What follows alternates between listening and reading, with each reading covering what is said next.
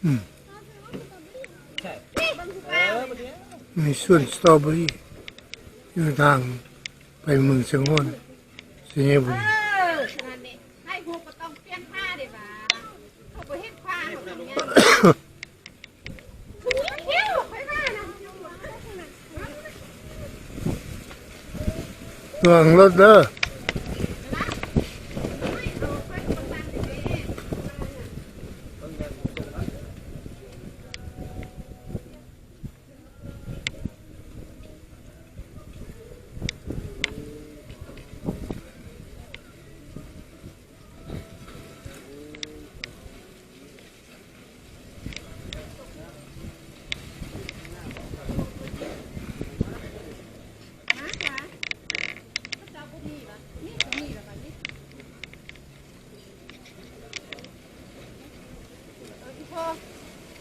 เอาลูกชายไปได้แม่เดี๋ยวพ่อ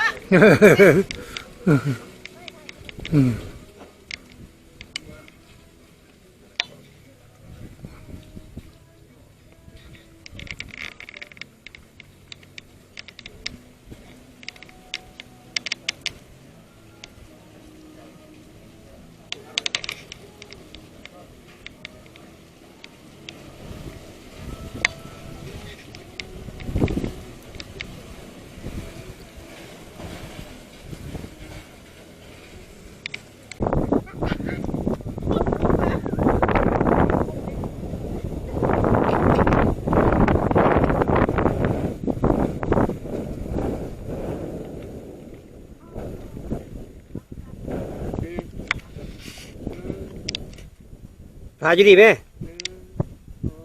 ส่วนสตรอเบอรี่เมืองเงิน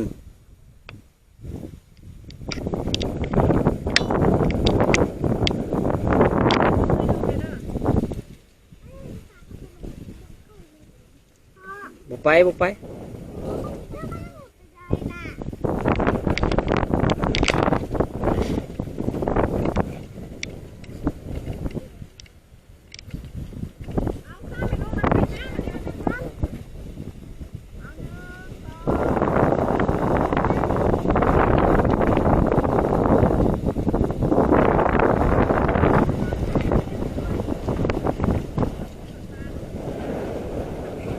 มีตลาดเซา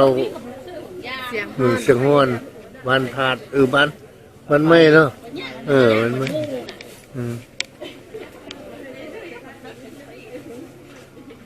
อันนี้มองขายผักใกล้ยังเนาะ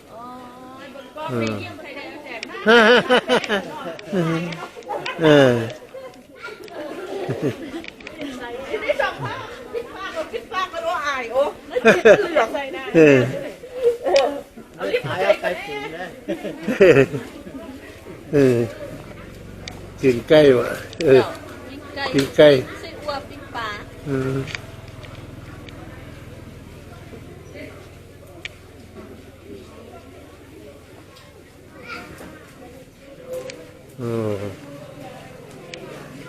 อันนี้หมกเลี้ยงเลยมีมกป่าโอ้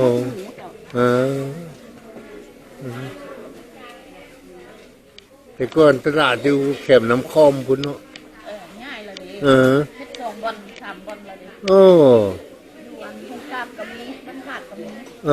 บ้านอันนี้เป็นบ้านไม้แล้วก็บ้านถ้าบ้านไม่ติดกันอยู่นี่แม่นตลาดเถิงนั่นก็อยู่เถิงนี้นะ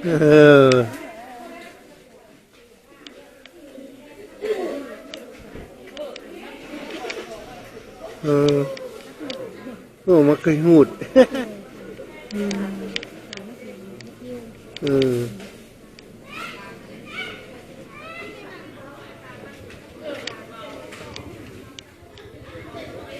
ส่วนเราเองวะส่วนหลังบ้านวะ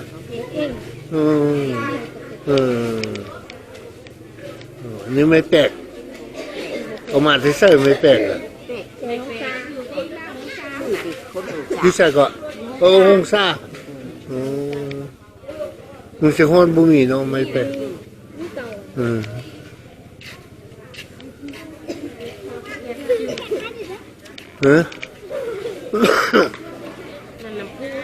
โอ้น้ำปู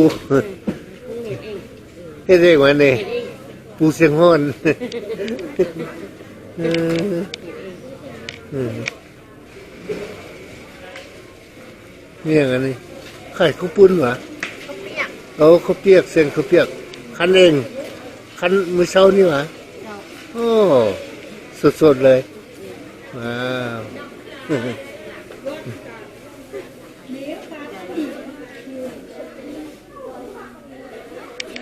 ก็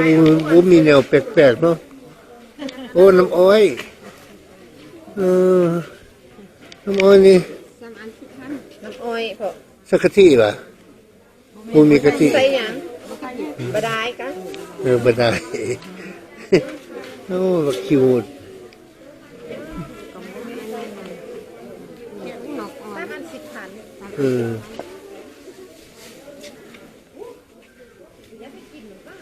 โอ้เออ เจอหอม อันนี้งาหอมอ่ะ หอมเบิ่งเฮานี่เจอหอมไหน บ่นี่โอ้แกนหอม เก็บ อ๋อ นี่งา เออ เออ เด็กเขา งาเกียงนั่นดอกงา มะขามเกียง งาดำธรรมดาบ่ มะขามเกียงงาเด็ดเขา โอ้ ตำใส่เขานะ นี่น่ะ โดยไม่ผูกตำเสร็จ มันซื้อไปมันคือเป็นขี้หัด เป็นยังเด็กกินถึงวัน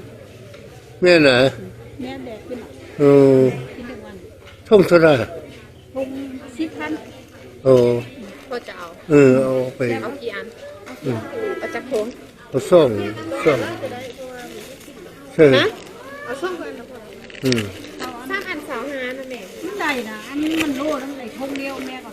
ดูโล70 อืม แป้งแปด นี่ได้แล้วมันเป็นคนเผาลือแหละ เมื่อปีดูนะปีนี้มัน พื้นได้เบื่อบ่ได้ ได้ เผาลือ แม่ก็หาซื้อแป้ง โอ้ ปีดู โอ้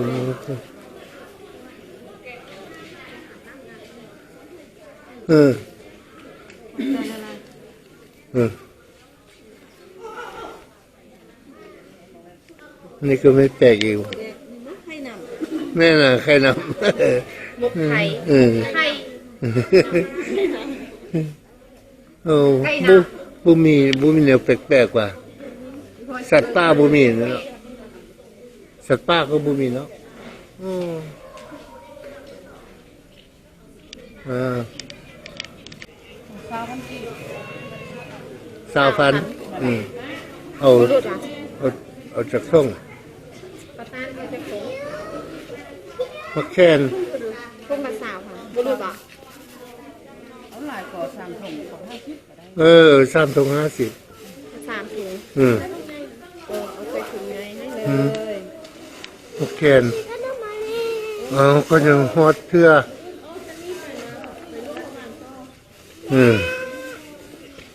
อุ้ย พอบ่ฮะ โดยเลยค่ะ คนบ่ต้องคนละก็ได้บ่ต้องละก็จบว่ามีอืม ขอบใจ ใช่บ้านไหนบ้านฮาดอ๋ออยู่ทางเหนือบ้านฮาดเหนือนี่บ่ บ้านพาดกระบนเขาอยู่เนาะ แสดงว่าบ้านเหนือนี่บ่บ้านติดกับ อยู่เปบ้านขึ้นมา เออเออโอ้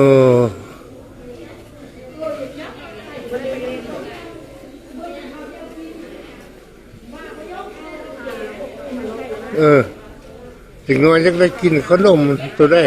โอ้ยคุณใส่ขนมใส่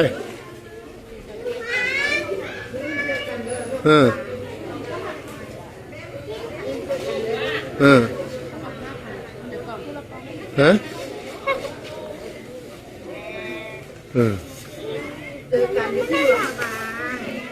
เท่าไหร่ เท่าไหร่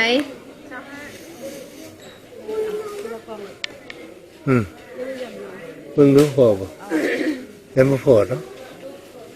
ไอ้คนนี้ก่อนพวกเราโหห้าเลยลุงนี่โหห้าบ่พอ ไม่พออ่ะเนาะนี่ดึงเอาไปนี่ มีแบงค์น้อยบอก หัวพวกนี้แหละอีกคนน่ะมีแต่แบงค์แค่นหมด เขาห้าน้ำ เขายกยอด เขาจะพอเอาเงินแต่เขา ตัวนี้เอาไว้แล้วก็เอาตัวนี้เนียนหัว ฮะ ก็ไม่ได้ อ๋อ ก็ได้เป็นเงื่อนเงื่อน นี่มาข้ามก็มีข้ามบ้านไหมนี่ฮะโหถ้าเบิ้ง ใครทำผักสลัดเนาะ อย่าลืมนะ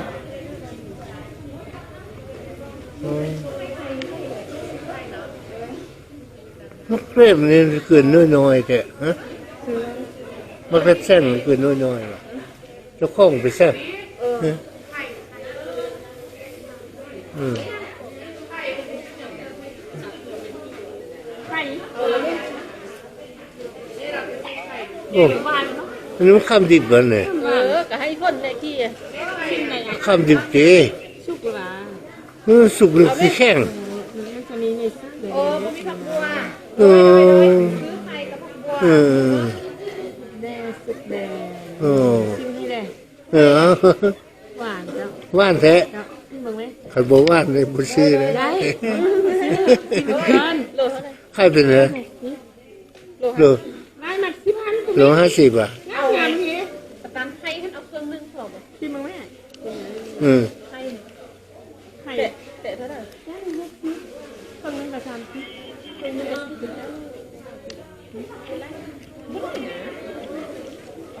ใครเครื่องนึ่งเอามาเล่นย่างให้เนอะ อืม ให้บ่าย พอมันรู้นึงก็บ้าเขา ใจไม่ประกันเอ้าเอ้ยเท่านี้เด้อเป็นบ้านบ่พอ อืม เป็นบ้านน่ะ มันชิมเนี่ยเอาไปบ้าเขาเหลือเขา ไข่ตัวหือเอา3เลยก็ได้โอเค ทำเลยพอสมอง อู้ฮะ อืม 35 อันนี้โลเท่าไหร่โล50เลยค่ะ ก็เอาโลนึงนี่มาเลือกเอาเลือกคงโลอ่ะเอาโลนึงอ่ะ มาสาดบันเฮานี่ แม่น่ะ แล้ว อืม มาสาด เจ้าไทยบ้านน่ะ ข่อยก็ค่อยบันใหม่นี่เนี่ย แม่น่ะเออ อันนี้พ่ออันนั้นค่อยเป็นเมีย เมียทักจัน ไทยของอันวีใบนะพ่ออันน้อยส้มสนิท ทักจัน เขาปีมี่น่ะแพงน่ะอันนี้หลุดอันนี้เป็นพ่อเขาพ่อของปีจันแต่ว่าปีจันบ่อยู่แล้วปีจันคนมีเสียนะอ๋อเสียนะ เออ เขาเป็นเมียแล้ว อันนี้เป็นพ่อมาเตกาลาดาเอาได้ระเบาะกิโลหนึ่งแถม เอา แน่ บ้านดีเอานี้ได้ป่ะอันนี้โลเท่าไหร่โล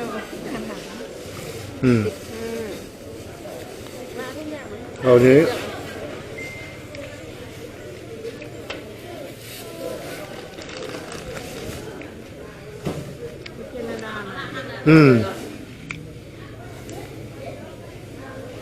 ได้หมายย่ำเคยเป็นจะไปได้พอดี40 ปีเนาะ42 ปีมันคือเก่าแล้วเนาะ มันคือเก่าแหละแต่ก่อนค่อยมาสร้างเริ่มอยู่นี่ เป็นป่ามันนะ ป้าผักสะเม็กแต่ก่อนโรงเรียนเก่าค่อยก็สร้างเนี่ย ไล่คุณดูเขาได้อันนี้น้ำ30เส้น15 ครับอยู่ เอามาตึ้มเบอร์หนึ่งพอ